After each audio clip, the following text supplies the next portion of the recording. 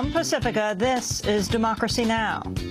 It is fair to say that as difficult as the problem is, this is something that is going to require America's attention and hopefully the entire international community's attention. President Obama hints at greater U.S. intervention in Syria after an alleged chemical attack killed over 100 people. We'll go to Syria for a report from human rights attorney Razan Zaitouneh and speak with longtime Middle East correspondent Patrick Coburn. Then we look at the case of Army Private Chelsea Manning. I think the ultimate goal is to be comfortable in her skin and to be the person that she's never had an opportunity to be. As Bradley Manning announces plans to live as a woman, we'll speak with a trans activist from Florida who befriended Manning online and later testified at Manning's trial. Then we air exclusive audio from a leader of the California prison hunger strike.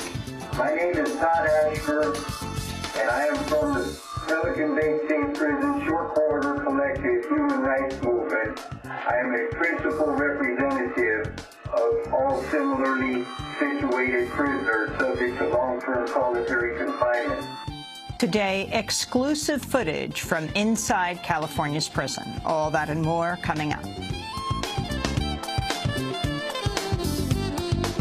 Welcome to Democracy Now!, democracynow.org, The War and Peace Report. I'm Amy Goodman. The Syrian government's facing growing pressure to allow an international probe of alleged chemical weapons attack on the outskirts of Damascus. The Syrian opposition says government forces fired poisonous gas into rebel-held neighborhoods, killing hundreds of people.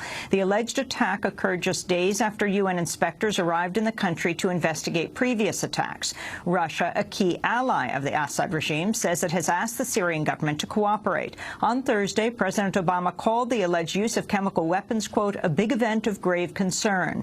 At the UN, a spokesperson for Secretary General Ban Ki-moon said he expects access for international inspectors without delay. The Secretary General now calls for the mission, presently in Damascus, to be granted permission and access to swiftly investigate the incident which occurred on the morning of the 21st of August, 2013.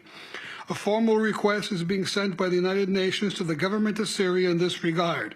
He expects to receive a positive response without delay. In other Syria news, the UN has announced the number of children forced to flee Syria has now reached 1 million. Another 2 million children have been internally displaced. We'll have more on and from Syria after headlines. Israel's bombed an area near the Lebanese capital of Beirut in response to rocket fire. 3 rockets were fired from southern Lebanon into Israel on Thursday, hitting electric lines in several homes but causing no injuries.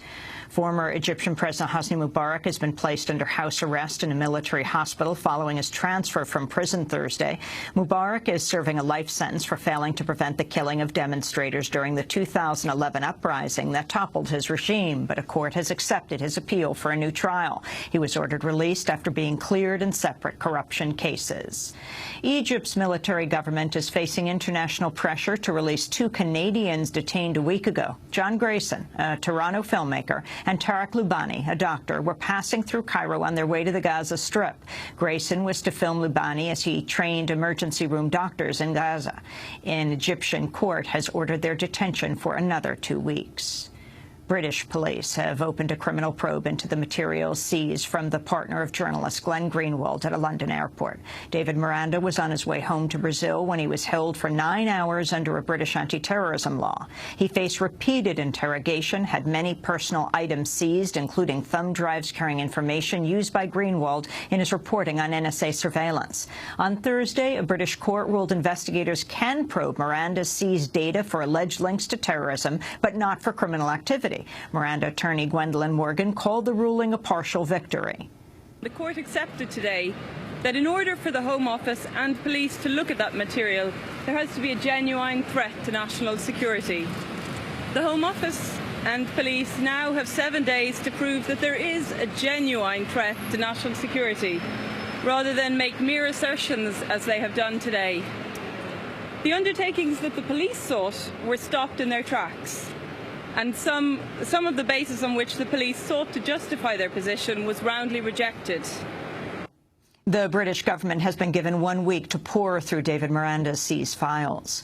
President Obama's unveiled a new plan to address the high costs of college in the United States. Speaking in Buffalo, New York, Obama said an estimated $1 trillion in student debt is hurting the economy and threatening the futures of millions of young Americans. Obama's proposal centers around a new official ranking system that would rate colleges on their value to student dollars.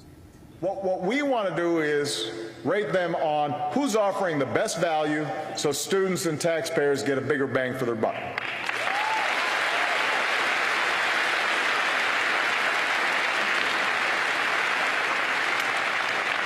Number two, we're going to jumpstart new competition between colleges, not just on the field or on the court, but in terms of innovation that encourages affordability and encourages student success and doesn't sacrifice educational quality. That's going to be the second component of it. And the third is we're going to make sure that if you have to take on debt to earn your college degree, that you have ways to manage and afford it. During his remarks at a speech at Syracuse University, Obama was heckled by 2 audience members calling on him to pardon Chelsea Manning, the convicted Army whistleblower formerly known as Bradley Manning, after announcing a gender transition Thursday. Both protesters were removed from the event. The Justice Department has announced a lawsuit seeking to prevent Texas from enacting the voter ID law that helped spark the recent Supreme Court case over voting rights. A federal court last year ruled the Republican-controlled state house in Texas discriminated against people of color in its redrawing of political maps for congressional and legislative districts ahead of the 2012 election.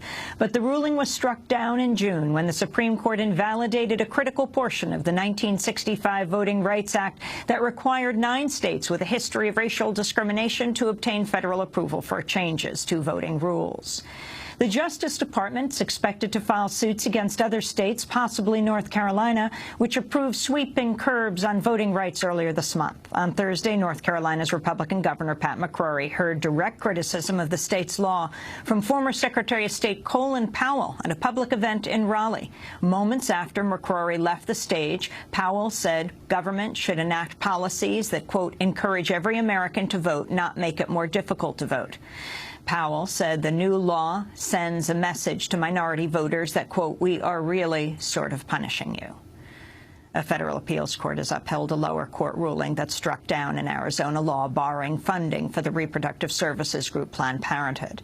The law banned the use of public funds by state or local government to contract with any organization that provides abortions as one of its services.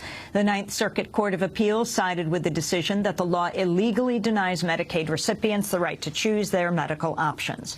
Planned Parenthood, meanwhile, has filed a lawsuit challenging a new Indiana law that says clinics that provide the abortion pill must have full surgical facilities on hand. Planned Parenthood says the measure would halt abortions at its clinics in the town of Lafayette. Dozens of protesters rallied outside the White House Thursday in a call for a ban on fracking on federal lands. The actor and activist Daryl Hannah was among those taking part.